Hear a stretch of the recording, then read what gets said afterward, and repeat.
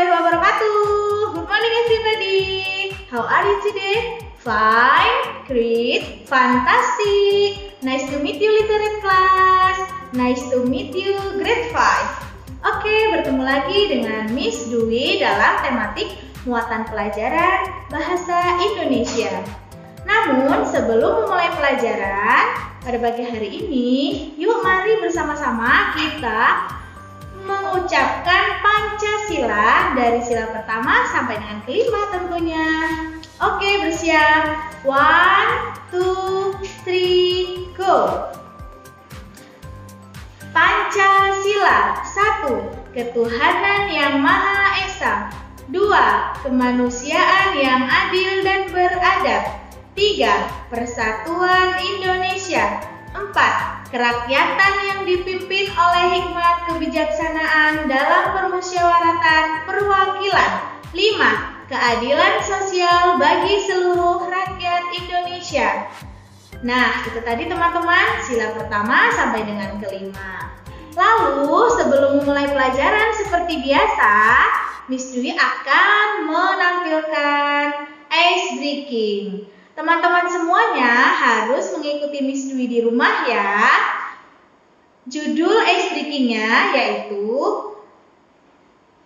tepuk jari 1 sampai dengan jari 5. Yuk, dipersiapkan.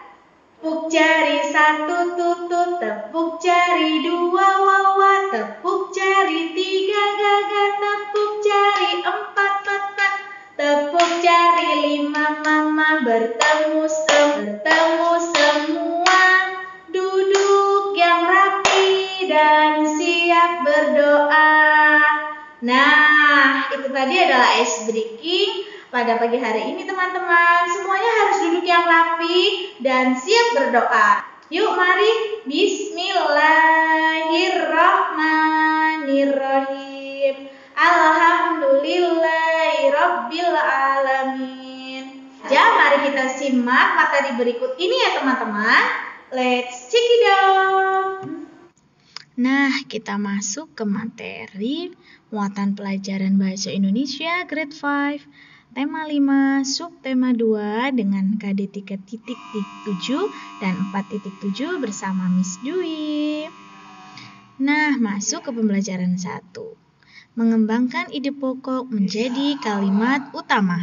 Setiap teks memiliki gagasan dasar dalam pembuatannya. Gagasan dasar dalam teks disebut ide pokok. Ide pokok tersebut biasanya ada di setiap paragraf.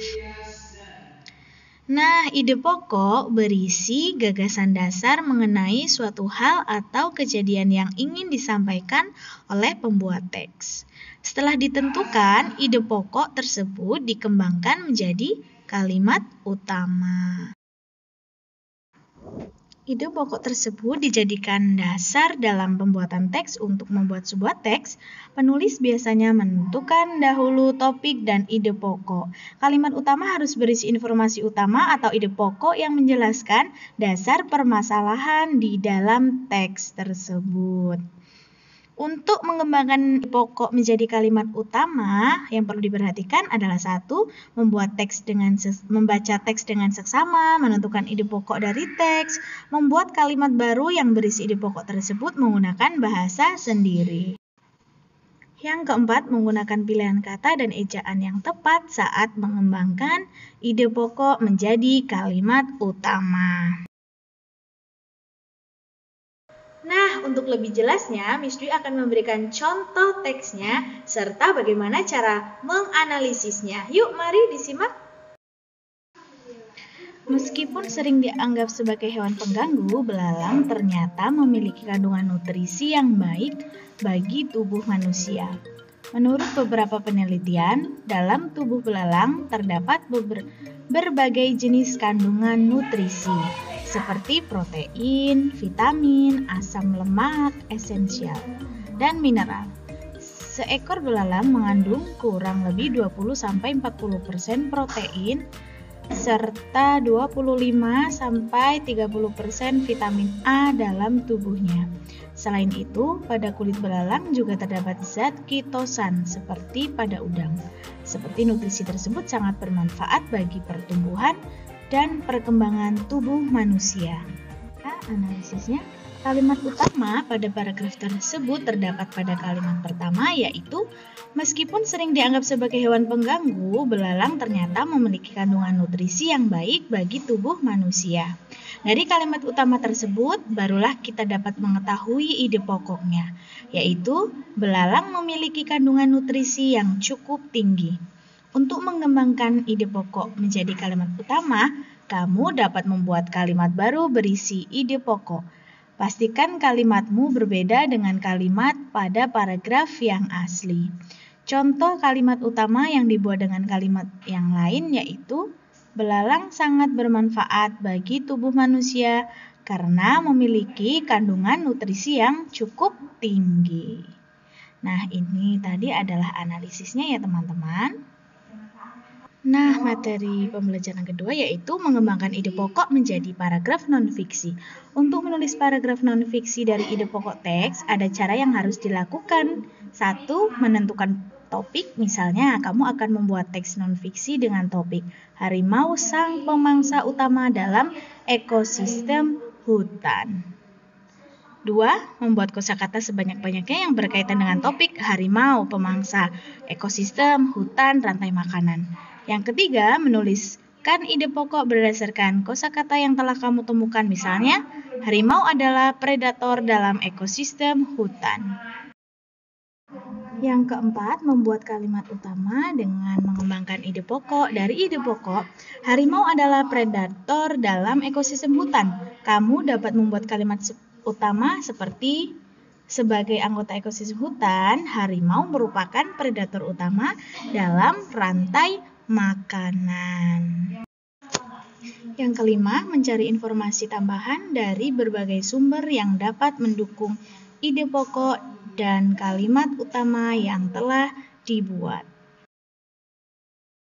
Yang keenam, menyusun kalimat utama dan kalimat penjelas sesuai urutan sehingga menjadi paragraf non-fiksi yang padu. Misalnya, sebagai anggota ekosistem hutan, harimau merupakan predator pertama dalam rantai makanan. Harimau termasuk hewan karnivora karena memakan daging hewan lain. Dalam rantai makanan di ekosistem hutan, harimau berperan sebagai konsumen tingkat akhir. Hal itu karena tidak ada hewan lain yang memangsa harimau. Membuat ringkasan berdasarkan ide pokok dan informasi penting. Ringkasan merupakan informasi mengenai suatu hal atau kejadian yang disampaikan secara lebih singkat dan padat dari teks aslinya. Berikut hal-hal yang perlu diperhatikan saat membuat ringkasan teks non-fiksi. 1. Membaca teks non-fiksi dengan seksama. 2. Menentukan ide pokok dari teks non-fiksi. 3. Menyusun ide pokok tersebut ke dalam beberapa kalimat. 4. Memperhatikan pilihan kata dan ejaan. Berikut ini Miss Dwi akan memberikan contoh teks non-fiksi yang akan Miss Dwi analisis diringkas menjadi lebih singkat, padat, dan jelas dari teks aslinya. Berikut Miss Dwi akan tampilkan, yuk mari disimak. Subak merupakan sebutan bagi kumpulan petani yang mengelola sistem irigasi di kawasan persawahan Bali. Persawahan tersebut biasanya dibatasi oleh sungai, jurang, atau kenampakan alam lain. Satu kelompok subak memiliki satu sumber air yang mengalir ke sungai dan melewati atau berada di dekat kawasan persawahan. Antar kelompok subak saling membantu dan bergotong royong untuk meminjam air. Oleh sebab itu, setiap anggota bertanggung jawab terhadap penggunaan air. Nah, dari teks bacaan tersebut, kita dapat menulis gagasan pokok dan informasi penting seperti di bawah ini ya teman-teman. Gagasan pokok, pengertian subak. Informasi pentingnya, subak merupakan kumpulan petani di Bali yang mengelola sistem irigasi di kawasan persawahan. Satu kelompok subak mengelola satu sumber air. Contoh ringkasannya, subak yang terkenal di Bali merupakan kumpulan petani yang mengelola sistem irigasi di kawasan persawahan. Satu kelompok subak mengelola satu sumber air. Menggali informasi dengan membuat pertanyaan. Untuk menggali informasi dengan membuat pertanyaan, hal yang perlu dilakukan adalah membaca isi teks keseluruhan dengan seksama. Setelah itu, buatlah kalimat tanya yang berkaitan dengan isi teks tersebut. Kamu dapat menggunakan kata tanya apa, di mana, mengapa, siapa, kapan, dan bagaimana. Okay, that's all about the material. I hope you can study well. Semoga teman-teman semuanya bisa memperhatikan dengan baik isi video dari Miss Dwi. Setelah ini, Miss Dwi akan mengirimkan penugasan seperti biasa. Sekarang teman-teman waktunya mil. Thank you so much. Wassalamualaikum warahmatullahi wabarakatuh. See you.